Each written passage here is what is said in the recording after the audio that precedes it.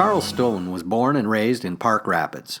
He graduated high school in 1943 and enlisted in the U.S. Army Air Corps, where he served in World War II stateside. Chuck quickly progressed from student to instructor. The B-47, B-25, and B-29 aircraft became primary for most of his work. He was recalled to military service during the Korean War in 1951.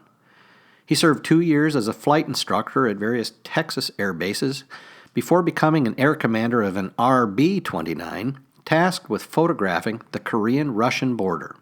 While at Strategic Air Command at Lincoln Air Force Base and working with the 98th Bomb Wing, he continued flight duties that included temporary duty assignments to Lakenheath, England, and Wheelus, Libya, in the B-47. He moved on to Washington, D.C., where he worked in the Pentagon and Andrews Air Force Base for 4 years, then finished his military career at NATO's Air South headquarters in Naples, Italy. In 1968, he retired from the Air Force and earned 2 degrees at the University of Northern Arizona. 10 years later, he joined the Minnesota Historical Society, managing the Lindbergh House State Historic Site in Little Falls. He was appointed director and site manager for the Lindbergh Museum and Family Homestead. Chuck worked with the Lindbergh Foundation to create an exhibit of a restored JN-4 Jenny aircraft, which was once owned by Charles Lindbergh.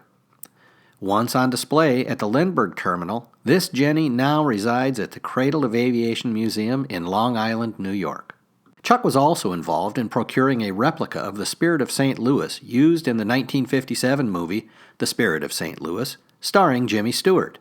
This aircraft is now on display at the Wings of the North Museum at Flying Cloud Airport.